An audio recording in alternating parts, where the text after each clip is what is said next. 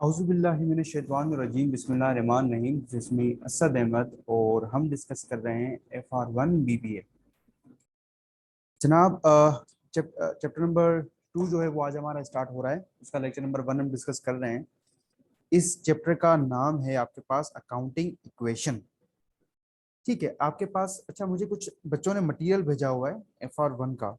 ठीक है, तो वो भी मैं आपके साथ शेयर करूंगा अभी कुछ देर में।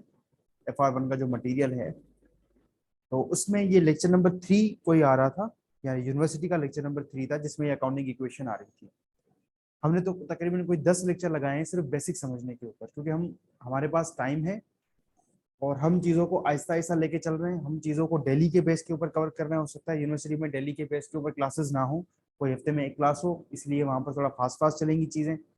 हम हमारे पास जो कि अच्छा खासा टाइम है, हम डेली थोड़ा थोड़ा कवर करके चलते हैं, तो इसलिए हमारे पास सफिशिएंट एंड इनफ टाइम है चीज़ों को आहिस्ता आहिस्ता और डिटेल में समझने के लिए।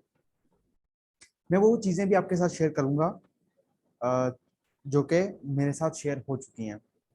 यानी वो लेक्चर नंबर 3 जो अकाउंटिंग इक्वेशन का आपके पास आपके टीचर ने पढ़ाया है, वो भी मैं शेयर करता चलूंगा। सर, टॉपिक हमारा क्या है? टॉपिक है हमारा अकाउंटिंग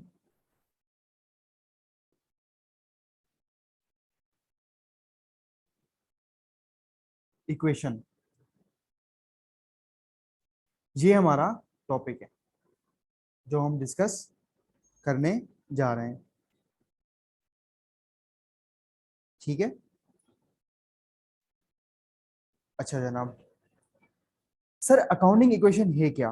अकाउंटिंग इक्वेशन एक इक्वेशन है। जैसे आपके पास मैथमेटिक्स में आपने पढ़ा होगा फर्स्ट ईयर इंटर के अंदर, या जब आप शुरू शुरू में मैथमेटिक्स पढ़े होंगे तो वहां पर लीनियर इक्वेशन आपने पढ़ी होगी, क्वाड्रेटिक इक्वेशन आपने पढ़ी होगी। इक्वेशन में एक चीज आपने हमेशा कॉमन देखी होगी, आपको ये इक्वल टू का साइन दिख रहा होता है, ये बराबर का साइन दिख रहा होता है। बिल्कुल वैसे ही अकाउंटिंग में भी एक इक्वेशन, इक्वेशन कुछ भी नहीं होता, इक्वेशन बेसिकली रिलेशनशिप होता है किन भी दो चीजों का, जो कि आपको बता रहा होता है कि इन दो चीजों के बीच में क्या रिलेशनशिप है। तो वैसे ही अकाउंटिंग की क्वेश्चन भी रिलेशनशिप होगा। यहाँ पर रिलेशनशिप होता है आपके पास एक आपके रिसोर्सेज का, एक आपके रिसोर्सेज का,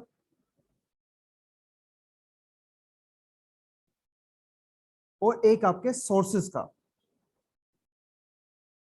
रिसोर्सेज मतलब वसाइल और सोर्सेज मतलब जराए, जरिए। ये एक ऐसा टॉपिक है अकाउंटिंग इक्वेशन कि जो आपको समझ में आ गया तो 95% अकाउंटिंग आपको समझ में आ जाएगी, क्योंकि ये बेस है, बेसिक है। किस चीज का बेसिक है? आपका डबल एंट्री सिस्टम का बेसिक है। आपने अक्सर बेसिक सुना होगा, या मैंने एक वाइस मैसेज में जब एक बच्ची को जवाब दिया था डिविडेंड के हवाले से, तो मैंने वहां पर एक एंट्री पढ़ी थी, रिटेन अर्निंग डेबिट और डिविडेंड पेबल क्रेडिट। तो ये जो वर्ड डेबिट है, ये जो वर्ड क्रेडिट है, उसकी पूरी की पूरी कहानी जो कि आगे चल के हमारे पास आएगी डबल एंट्री सिस्टम के अंदर, वो पूरी की पूरी कहानी किसके ऊपर बेस करती है? अकाउंटिंग इक्वेशन के ऊपर बेस करती है। ठीक है सर, सोर्सेज मतलब क्या है भाई? सोर्सेज मतलब जरा है जिसके जरिए आपके पास कोई चीज आ रही है। और रिसोर्सेज क्या है? रिसोर्सेज मतलब वसाइल। तो अकाउंटिंग में हमने रिसोर्सेज के बारे में क्या पढ़ा था? ये रिसोर्सेज वो नहीं है आपके पास इकोनॉमिक्स वाले, ये रिसोर्सेज कौन से वाले हैं? अकाउंटिंग वाले। तो अकाउंटिंग में रिसोर्स हमने क्या पढ़ा था चैप्टर नंबर 1 के अंदर? मैं आपको बता देता हूँ। चैप्टर नंबर 1 के अंदर अकाउंटिंग में हमने रिसोर्सेज के बारे में पढ़ा था, एसेट्स। हमने एक डेफिनेशन पढ़ी थी। हमने कहा था कि एसेट्स आर द रिसोर्सेज। उसके बाद उसकी एक पूरी कहानी थी लंबी चौड़ी, फिर उसके टाइप्स आ गए थे, tangible, intangible, current, non current वगैरह वगैरह जितनी भी चीजें थी। सर, यानी कि रिसोर्सेज की जगह पर हम हमारे पास आएंगे एसेट। ये एसेट्स जनरेट होंगे किसी सोर्स से, किसी चीज से। वो चीज दो हो सकती है, या तो वो एसेट जनरेट होगा आपकी इक्विटी से। अब इक्विटी भी हम तफसील से डिस्कस कर चुके हैं। इक्विटी क्या होती है कि जब आप लाइबिलिटीज में से, सॉरी एसेट्स में से लाइबिलिटीज माइनस करते हैं, तो जो हिस्सा बच जाता है जो कि ओनर्स का होता है, जो कि मालकान का होता है, तो वो आपके पास इक्विटी कहलाती है। फिर मैंने कहा था इक्विटी में फिल वक्त आप सिर्फ कैपिटल पढ़ेंगे, लेकिन आगे चल के कैपिटल के अलावा चीजें आएंगी इक्विटी के अंदर। उसमें रिटेन अर्निंग भी आएगी, उसमें आपके पास रिवेल्यूशन सरप्लस भी आएगा, उसमें आपके पास रिजर्व्स भी आएंगे, बहुत सारी चीजें आएंगी इक्विटी के अंदर। ठीक है, और यानी कि आप एसेट्स कैसे खरीद सकते हैं? आप एसेट्स अपने पैसों से खरीद सकते हैं। और दूसरा, आप एसेट कैसे खरीद सकते हैं? आपके अपने पैसे नहीं है, लेकिन आप कर्जे के ऊपर लेकर आए हैं पैसे, और आपने उस कर्जे के ऊपर ये एसेट्स खरीदे हैं। तो रिसोर्सेज हमेशा बराबर होंगे सोर्सेज के, यानी जितने भी पैसे खर्च करके आप लेकर आए हैं अपनी तरफ से और जितने भी पैसे खर्च करके आपने लिए हैं दूसरे लोगों से, इन दोनों चीजों को जब मिलाकर आप अपने उसके अंदर, किसके अंदर, अपने बिजनेस के अंदर जो रिसोर्सेज को देखोगे तो वो हमेशा आपस में क्या रहेंगे, बराबर रहेंगे। एसेट में समझा चुका हूँ, इक्विटी में तफसील से समझा चुका हूँ, लाइबिलिटी में तफसील से समझा चुका हूँ। जिस भी बच्चे को अभी भी इन तीनों चीजों में कंफ्यूजन है वो काइंडली ये काम करें, वो बेसिक्स वाले में जाएं और वहां पर देखें कि हमने रिसोर्सेज कहाँ पढ़े हैं, एसेट कहाँ पढ़ा, इक्विटी कहाँ पढ़ा, लाइबिलिटी कहाँ पढ़ा।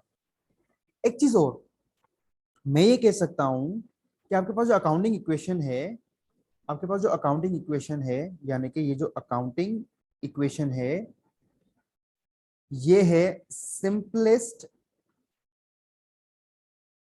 Form of balance sheet.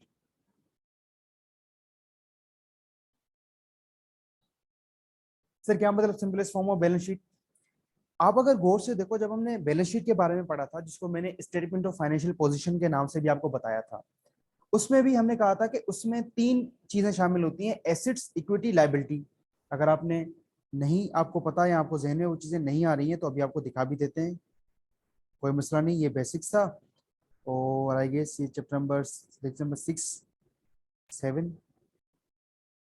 4 रही, यहाँ पर हमने पढ़ा था। ये देखो कोर्स से, ये आपको स्टेटमेंट ऑफ फाइनेंशियल पोजीशन आ गई और वो हमें क्या दिखाती है, वो हमें एसेट्स दिखाती है, वो हमें लायबिलिटीज दिखाती है और वो हमें इक्विटी दिखाती है। ठीक है, तो यहाँ पर भी आ जाओ अकाउंटिंग इक्वेशन में, ये भी आपको कौन सी चीजें दिखा रही हैं, ये भी आपको एसेट दिखाती है, ये भी आपको इक्विटी दिखाती है, ये भी आपको लायबिलिटी दिखाती है।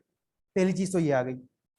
दूसरी चीज ये कि अकाउंटिंग इक्वेशन बेस है, बुनियाद है किसकी, base of double entry, double entry system.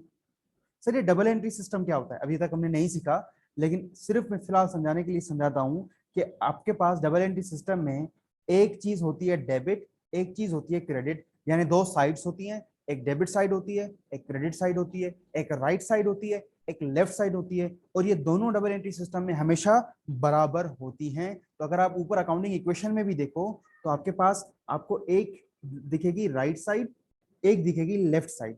Left side से आपको क्या दिख रहे हैं, एसेट्स, और राइट साइड में आपको दो चीजें दिख रही हैं, इक्विटी और लायबिलिटी। जब इक्विटी और लायबिलिटी दोनों को आपस में प्लस करोगे और एसेट्स जितने भी होंगे उनको आपस में प्लस करोगे, तो जब आप नतीजा देखोगे तो आपको एक चीज दिखाई देगी, वो नतीजा ये दिखाई देगा कि ये दोनों साइडें यानी लेफ्ट साइड और राइट साइड आपस में बराबर होंगी, बिल्कुल वैसे जैसे डेबिट और क्रेडिट आपस में क्या होते हैं, बराबर होते हैं। तो ये बेस होता है किसका, डबल एंट्री सिस्टम का। डबल एंट्री सिस्टम को और तफसील से सीखेंगे अकाउंटिंग इक्वेशन के दौरान ही। पहले हम अकाउंटिंग इक्वेशन अच्छा करेंगे, फिर अकाउंटिंग इक्वेशन को अच्छा करने के बाद हम डबल एंट्री सिस्टम सीखेंगे। इसके बाद इसका मतलब ये कि सर अगर हमारे पास कोई भी एसेट आएगा तो वो हमारे पास लेफ्ट साइड पे रिकॉर्ड होगा। अगर हमारे पास कोई भी कैपिटल आएगा, कैपिटल से मुराद मैं अपने पैसे बिजनेस में लेकर आऊंगा, इक्विटी लेकर आऊंगा, तो वो मेरे पास किस साइड रिकॉर्ड होंगी, राइट साइड के ऊपर रिकॉर्ड होंगी। और अगर मैं अपने पास कोई भी लायबिलिटी लेकर आऊंगा तो वो भी कहां पर रिकॉर्ड होगी, राइट साइड के ऊपर रिकॉर्ड होगी। यहां तक बात समझ में आ गई? अच्छा सर चलो ये तो आपने बता दिया कि एसेट जब बढ़ेंगे यानी बिजनेस में एसेट आएंगे तो वो लेफ्ट साइड पे रिकॉर्ड होंगे, अगर बिजनेस से एसेट जाएंगे तो क्या करना पड़ेगा, तो वो भी लेफ्ट साइड से माइनस हो जाएंगे, यानी तब भी उनका इंपैक्ट हम अकाउंटिंग इक्वेशन में कहां पर दिखाएंगे, लेफ्ट साइड के ऊपर दिखाएंगे। अच्छा पहले मुझे बताओ डेबिट साइड क्रेडिट साइड समझ में आ गई? डेबिट साइड और क्रेडिट साइड समझ में आ गई? डेबिट साइड होती है आपके पास लेफ्ट साइड और क्रेडिट साइड आपके पास क्या होती है, राइट साइड। ठीक है, यहां तक बात समझ में आ गई? अब हमें एक चीज और समझनी है, हमें एक छोटी सी चीज और यहाँ पर जो है वो क्लेरिफाई करनी है। वो क्या, आपके पास कितने किस्म के एलिमेंट्स ऑफ फाइनेंशियल स्टेटमेंट्स थे? आपके पास एलिमेंट ऑफ फाइनेंशियल स्टेटमेंट में सबसे पहली आ रही थी एसेट। अच्छा ये है डेबिट साइड, ये है क्रेडिट साइड, यानी ये है लेफ्ट साइड और ये है राइट साइड। अब यहां पर आपको मैं बता रहा हूं कि कौन सी चीज किस साइड बढ़ेगी और कौन सी चीज किस साइड कम होगी। ये डिस्कशन शुरू शुरू में आपको याद करना पड़ेगा, यानी ये जो अभी मैं लिखूंगा ये आपको याद करना पड़ेगा। ठीक है, उसके बाद जब ये आपको प्रॉपर याद हो जाएगा तो आपको पता चल जाएगा, मतलब जैसे जैसे हम इसको सॉल्व करने शुरू कर देंगे, ये आपके दिमाग में ऐसे छप जाएगा कि आपके दिमाग से कभी भी ये चीज वापस नहीं निकलेगी। आ जाते हैं भाई एसिड्स को डिस्कस करते हैं। एसिड, एसिड क्या है?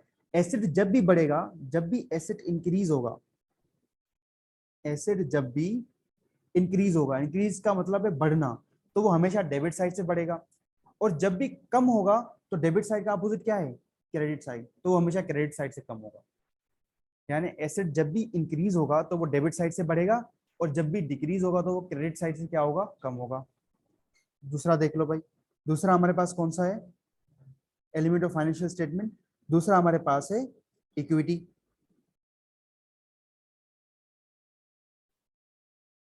इक्विटी का क्या है? इक्विटी थोड़ा उल्टा है।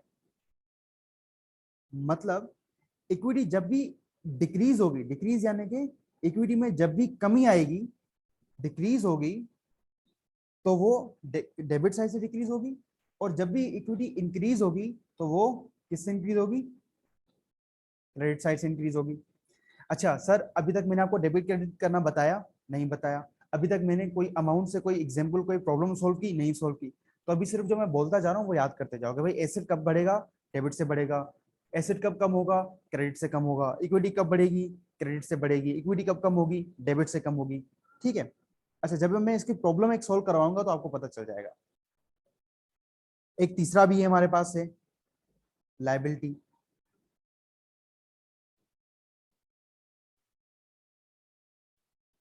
लाइबिलिटी का क्या चक्कर है? क्योंकि वो इक्विटी के साथ साथ दिखती है, तो ये भी हमेशा बढ़ेगी तो इक्विटी की तरह क्रेडिट साइड से, और जब कम होगी तो इक्विटी की तरह डेबिट साइड से। एक और भी था हमारे पास, एक और भी था हमारे पास, नंबर 4, इनकम।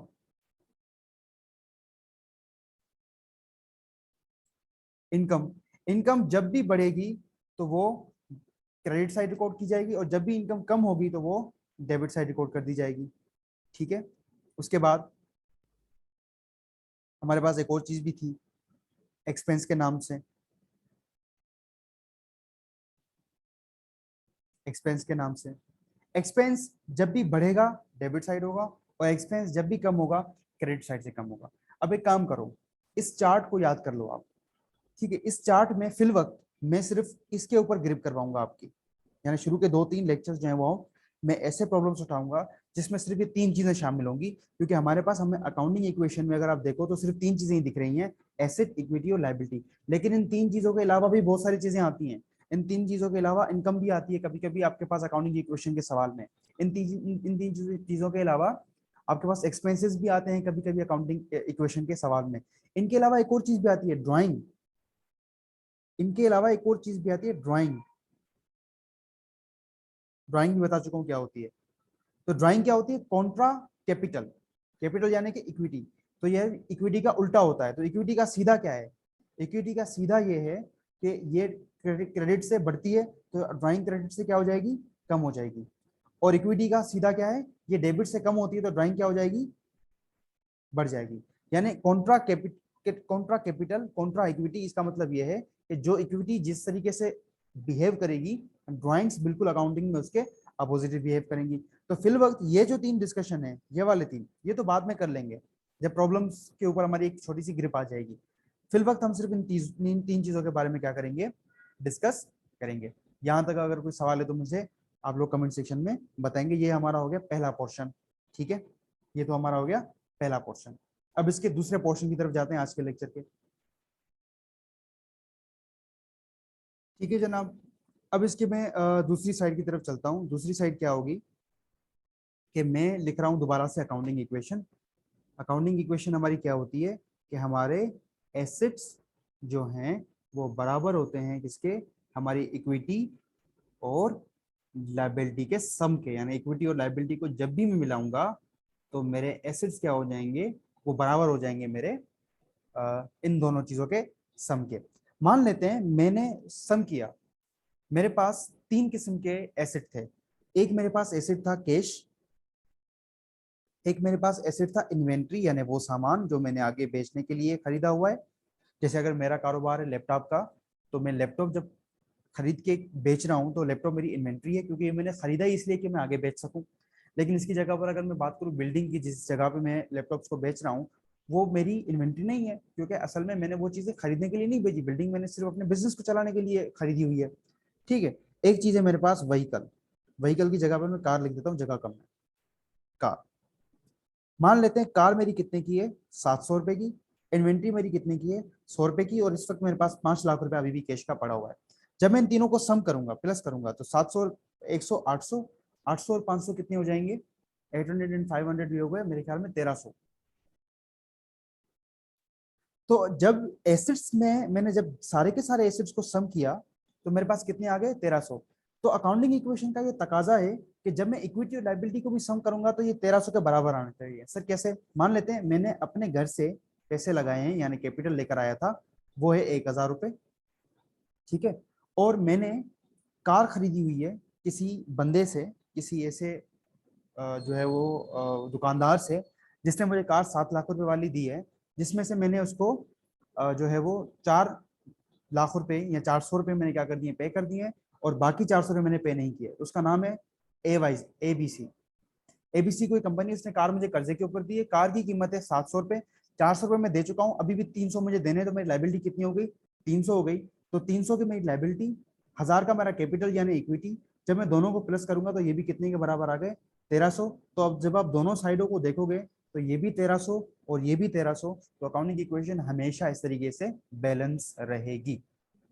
एसेट्स आपके पास जितने भी आएंगे वो इन एसेट्स के नीचे आ जाएंगी। इक्विटी आपके पास फिलवक सिर्फ एक ही है, कैपिटल, तो वो हमेशा इक्विटी के नीचे आएगा।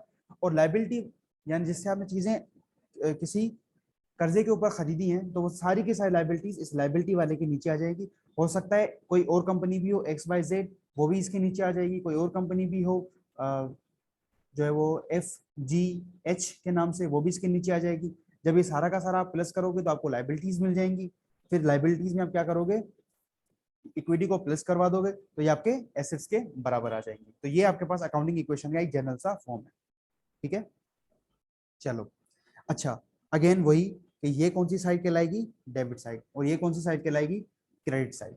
यहां तक अभी तक के डिस्कशन के लिए काफी है। अब इसका पार्ट 3 करते हैं। मैं आपको वो जो स्लाइड्स मुझे बच्ची ने भेजी हैं, मैं आपको वहां से अकाउंटिंग इक्वेशन दिखा देता हूँ। ठीक है, ताकि वहां वाली कंफ्यूजन भी जो है वो खत्म हो जाए।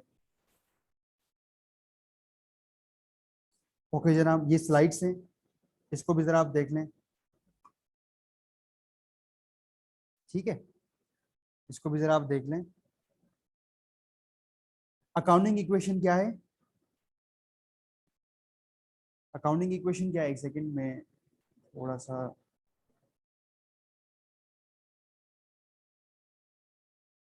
एक सेकंड। ओके, अकाउंटिंग इक्वेशन क्या है भाई, अकाउंटिंग इक्वेशन आपके पास है कि भाई इन ऑर्डर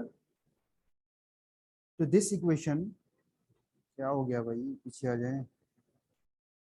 ठीक है, in order for this equation to remain balance, double entry bookkeeping is employed. एक सेकंड में शायद बहुत आगे आ गया हूँ, जी हम बहुत आगे आ गया, यहाँ से स्टार्ट है। क्या कहते हैं अकाउंटिंग इक्वेशन क्या है, accounting equation is that foundation of double entry accounting. यानी मैंने आपको कहा था कि डबल एंट्री सिस्टम होता है, डेबिट क्रेडिट का सिस्टम होता है, उसकी सबसे बेसिक चीज, इसकी जो फाउंडेशन है वो अकाउंटिंग इक्वेशन होती है। पहली चीज मैंने बता दी है। ठीक है, उसके बाद क्या कहता है, it displays that it displays that all assets are either financed by borrowing money or paying with the money of company's shareholders। यहाँ पर कंपनी का डिस्कशन है, आप फिलहाल मालकान समझ लीजिए, मालकान, मालिक। ठीक है, उसका डिस्कशन समझ लीजिए। यानी कि आपके पास जितने भी एसेट्स होंगे, जितने भी रिसोर्सेज होंगे, ये जो रिसोर्सेज हैं, ये जो एसेट्स हैं, इनको लाने के दो तरीके होंगे। या तो आप अपने पैसे लेकर आओगे, यानी आपका कैपिटल कहलाता है, और या तो फिर आप बोरो करोगे, किसी से कर्जे के ऊपर लेकर आओगे, जिनसे हम लाइबिलिटी के नाम से पढ़ चुके हैं। मैंने भी यही बात कही है, कोई इसमें अलग बात नहीं है। आगे आ जाओ। ये आपके पास अकाउंटिंग इक्वेशन कहलाती है कि एसेट्स हमेशा बराबर रहते हैं लाइबिलिटीज और इक्विटी के। मेरे पास पहले इक्विटी थी, फिर लाइबिलिटीज थी। आपके सर अगर आपको लाइबिलिटी पहले पढ़ाते हैं तो आप लाइबिलिटी को पहले रखो, इक्विटी को बाद में रखो। ठीक है, कोई मसला नहीं है भाई। अगर मैं यहाँ पर 3 कर देता हूँ, यहाँ पर 2 कर देता हूँ, दोनों का सम फिर भी 5 होगा। मैं यहाँ पर 2 कर दूं और यहाँ पर 3 कर दूं, सम अभी भी 5 होगा, तो कोई फर्क नहीं पड़ता। ठीक है, लेकिन जैसे आपको टीचर फॉलो करवाए आप वैसे कर लेना। अगर आप इक्विटी पहले रखते हैं, जैसे मैं इक्विटी पहले रखता हूँ, आप इक्विटी को पहले रख लो। अगर टीचर आपके पास लाइबिलिटीज पहले रखते हैं, जो कि यहाँ पर रखी हुई है, तो आप लाइबिलिटीज पहले रख लो, उसका कोई इशू नहीं होता।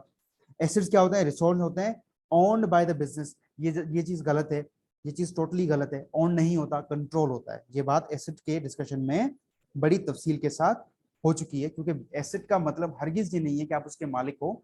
एसेट का मतलब ये है कि आप उसको कंट्रोल करते हो। और ये डिस्कशन तफसील से हो चुका है एसेट वाले डिस्कशन के अंदर, कि मालिक होना लाजमी नहीं है। अगर एक चीज आपने किसी चीज को लीज के ऊपर लिया है, इंस्टॉलमेंट के ऊपर लिया है, किस्तों में लिया है, तो तब भी वो चीज आपकी एसेट कहलाएगी। इसमें ये उसका मालिक होना कभी भी लाजमी नहीं है। लाइबिलिटीज क्या है? The right of the creditors which represent debt of a business. ठीक है, हम इसको स्टूडेंट्स की डेफिनेशन में पढ़ चुके हैं। लाइबिलिटीज क्या होती है? ऑब्लिगेशन होती है, यानी आपको कुछ ना कुछ पे करना होता है। और जब भी आप कुछ ना कुछ पे करोगे तो आपके एसेट्स क्या होते हैं? कम होते हैं, क्योंकि कैश आप कंट्रोल कर रहे होते हो, ये आपका एसेट होता है। जब आप लाइबिलिटी पे करोगे तो क्या होगा? कैश कम हो जाएगा, तो एसेट्स कम होते हैं हमेशा। ठीक है, तो लाजमी नहीं है कि जो क्रेडिटर्स, क्रेडिटर कहते हैं उन लोगों को जो आपको कर्जे के ऊपर सामान देते हैं। ठीक है, तो वो लोग क्या कहलाते हैं? क्रेडिटर्स कहलाते हैं। तो ये लाजमी नहीं है कि लाइबिलिटीज में हमेशा क्रेडिटर्स होंगे, बहुत सारे और भी लाइबिलिटीज हो सकती हैं, लोन वगैरह हो सकता है, बहुत सारी चीजें हैं। उसके बाद equity, the right of the owners. Equity कहलाते हैं राइट ऑफ द ओनर, यानी जो ओनर है उसका हक। तो ये ओनर का हक आपको कैसे मिलेगा? आपके जितने भी एसेट्स होते हैं, जब आप उसमें से माइनस करवा देते हो आपकी लाइबिलिटीज, तो जितना बचेगा वो उस ओनर का होगा, वो ओनर के ही पैसे होंगे, वो ओनर लेकर जाएगा अपने घर। तो इसलिए उसके ऊपर उसका हक होता है, तो वो आपके पास कहलाती है इक्विटी। हमारे यहाँ पर इक्विटी में अभी हमने सिर्फ कैपिटल का नाम पढ़ा है, लेकिन इसमें जब हम कंपनी की बात करेंगे तो कैपिटल नहीं आएगा, बल्कि शेयर कैपिटल आएगा, क्योंकि कंपनी के अंदर कैपिटल नहीं चलता, शेयर कैपिटल चलता है। क्योंकि आप शेयर्स बेच रहे होती है कंपनी, और वो शेयर्स खरीद के पैसे ले रही होती है, तो इसलिए वो शेयर कैपिटल होता है। यानी है तो वो अभी भी कैपिटल, पैसा अभी भी उन शेयर खरीदने वालों का ही है, लेकिन वो पैसे जमा कैसे हुए हैं? शेयर कैपिटल की वजह से। ठीक है, चलो जनाब, ये भी चीज, इसमें कोई मुश्किल बात नहीं थी, मैं बता चुका हूँ। कहता है accounting equation must always remain balance after each transaction. जो भी ट्रांजेक्शन करोगे अकाउंटिंग इक्वेशन हमेशा बराबर रहेगी। ये बात मैंने भी कही है कि आप जब एसेट्स को मिलाओगे, एक साइड आपके एसेट्स होते हैं, आप जब एसेट्स को मिलाओगे और आप क्या मिलाओगे? इक्विटी और लाइबिलिटी को, तो जब आप इनका और इनका सम करोगे तो दोनों हमेशा क्या होंगे? बराबर होंगे। तो ये भी मैं बता चुका हूँ, ये भी मैं सिखा चुका हूँ, इसमें भी कोई नई बात नहीं है, इसमें भी कोई मुश्किल बात नहीं है। आगे चल के जब प्रॉब्लम्स करेंगे ना तो हाथ सेट हो जाएगा। फिर वक्त जो मैं बताता जाता हूँ ना, बस वो जहन में बिठाते जाओ, हाँ ऐसा है, ऐसा क्यों होता है, ये आगे चल के बताऊंगा। ठीक है, अच्छा ये वो बात आ गई कि in order to this equation remain balance double book entry system is employed. तो जब इक्वेशन को बैलेंस कैसे करते हो आप? डबल एंट्री सिस्टम की वजह से। और डबल एंट्री सिस्टम क्या है? कि आप रिकॉर्ड करते हो आपकी हर ट्रांजेक्शन। यहाँ पर बिजनेस ट्रांजेक्शन की बात हो रही है, जो कि लेक्चर नंबर 2 में तफसील से डिस्कस हुई है हमारी।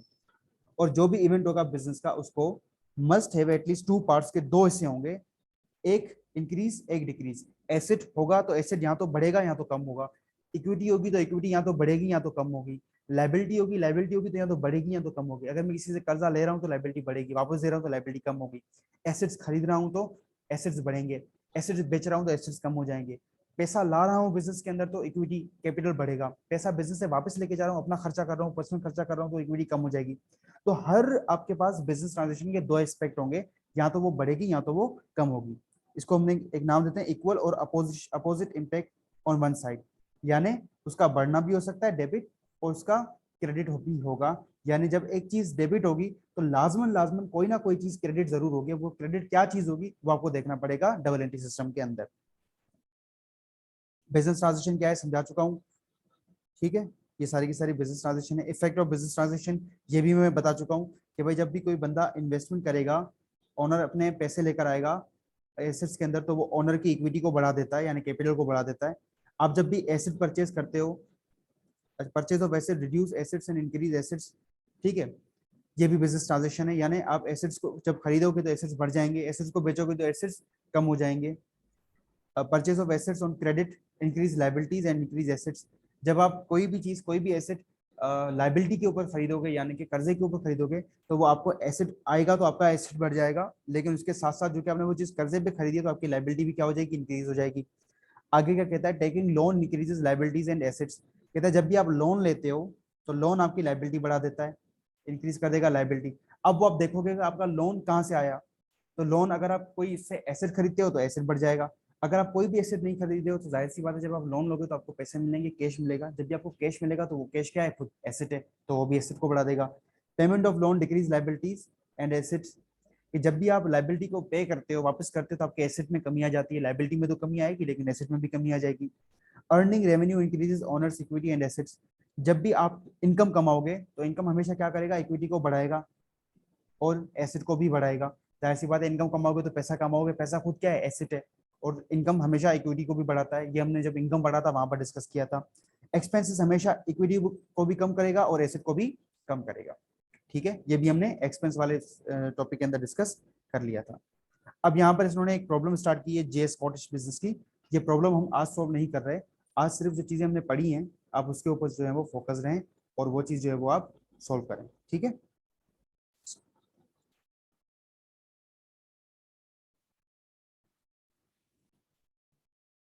अच्छा जनाब। तो अब स्लाइड से जो है वो हम दोबारा वापस आ चुके हैं। स्लाइड अब वहां तक की थी, प्रॉब्लम्स हम इंशाल्लाह इसके कल से स्टार्ट करेंगे लेक्चर नंबर 2 से। आपने लेक्चर नंबर 2 के तरफ आने से पहले जो चीजें कम से कम आपने याद रखनी है वो आपने क्या याद रखनी है, सबसे पहली चीज आपने ये चीज याद रखनी है कि अकाउंटिंग इक्वेशन है क्या, कि आपके रिसोर्सेज हमेशा बराबर होते हैं। सोर्सेज के रिसोर्सेज में आपके एसेट्स होते हैं और सोर्सेज में आपकी दो चीजें होती हैं, लायबिलिटी और इक्विटी। आपने ये चीज याद रखनी है कि आपके पास जो अकाउंटिंग इक्वेशन है वो बैलेंस शीट का सिंपलेस्ट फॉर्म है और बेस है किसका, डबल एंट्री सिस्टम का। आपने ये चीज याद रखनी है कि डबल एंट्री सिस्टम में हमेशा दो इंपैक्ट होंगे, एक इंपैक्ट लेफ्ट साइड आएगा, एक इंपैक्ट राइट साइड आएगा। लेफ्ट साइड वाले को डेबिट कहा जाता है, राइट साइड वाले को क्रेडिट कहा जाता है। यानी जो भी आप ट्रांजेक्शन करोगे उसके दो इंपैक्ट होंगे, एक डेबिट साइड इंपैक्ट, एक क्रेडिट साइड इंपैक्ट। फिर आपने ये चीज याद करनी है कि जब भी कोई एसेट आएगा तो वो इंक्रीज होगा तो कहाँ पर इंक्रीज होगा, डेबिट साइड से इंक्रीज होगा, और डिक्रीज होगा तो कहाँ पर डिक्रीज होगा, क्रेडिट साइड से डिक्रीज होगा। ठीक है, उसके बाद इक्विटी कैसे डिक्रीज होगी, डेबिट साइड, और बढ़ेगी कैसे, क्रेडिट साइड। और ये सारी की सारी चीजें यानी छह की छह चीजें, asset, equity, liability, income, expense और ड्राइंग, कौन सी चीज किस साइड बढ़ती है किस साइड कम होती है, ये चीजें आपको याद रखनी है, जहन में पता होना चाहिए। और फिर एक छोटी सी एग्जांपल ये याद रख लीजिएगा कि जब मैं सारे के सारे एसेट्स को मिलाऊंगा तो मैं सारी की सारी इक्विटी और लायबिलिटीज को आपस में मिलाऊंगा तो ये दोनों हमेशा बराबर रहेंगे, ये दोनों हमेशा इक्वल होंगे। और हर ट्रांजेक्शन के बाद मैं आपको ये चेक करके बताऊंगा, हर ट्रांजेक्शन के बाद जब भी मैं इन दोनों का सम करूंगा, प्लस करूंगा, तो वो आपस में क्या होंगे, बराबर होंगे। अब इसकी प्रॉब्लम कैसे सॉल्व करेंगे, प्रॉब्लम को कैसे पढ़ा जाएगा, ये हम कल इंशाल्लाह ताला जो है वो इसके ऊपर डिस्कशन करेंगे। आज के लेक्चर को मैं यही रखता हूँ। आज मैंने सिर्फ हल्का सा इंट्रोडक्शन दिया है किसका, अकाउंटिंग इक्वेशन का। और इंशाल्लाह फिर आपसे नेक्स्ट लेक्चर में मुलाकात होती है। तब तक के लिए थैंक यू सो मच, अल्लाह हाफिज़। एक चीज़ और जो है वो आपने जहन में रखनी है, हाँ, अकाउंटिंग इक्वेशन का जो भी क्वेश्चन हो, आपको ये भी समझ में नहीं आ रहा है ना अकाउंटिंग इक्वेशन में, फॉर एग्जांपल आप आ गए और अकाउंटिंग इक्वेशन में आपको समझ में नहीं आ रहा कि सर ये इज जो है इस का मतलब क्या है, तो आप मुझसे पूछ लो, मैं आपको इस का मतलब भी बता दूंगा। क्योंकि अकाउंटिंग इक्वेशन के ऊपर हमारी 95% अकाउंटिंग बेस करेगी। मैं आपको ऐसे पढ़ाऊंगा कि जब ये अकाउंटिंग इक्वेशन आपको सबसे ज्यादा क्लियर हो जाएगी तो जैसे जैसे मैं नेक्स्ट टॉपिक के ऊपर बढ़ूंगा ना, आप बोलोगे सर ये तो आता है हमें पहले, क्योंकि अकाउंटिंग इक्वेशन में सारी की सारी चीजें आप सीख चुके होते हो। ठीक है, तो उम्मीद करता हूँ कि यहाँ तक आपको बात समझ में आ गई होगी। इंशाल्लाह फिर आपके साथ नेक्स्ट लेक्चर में मुलाकात होती है। थैंक यू सो मच, अल्लाह हाफिज़ और दुआ में याद।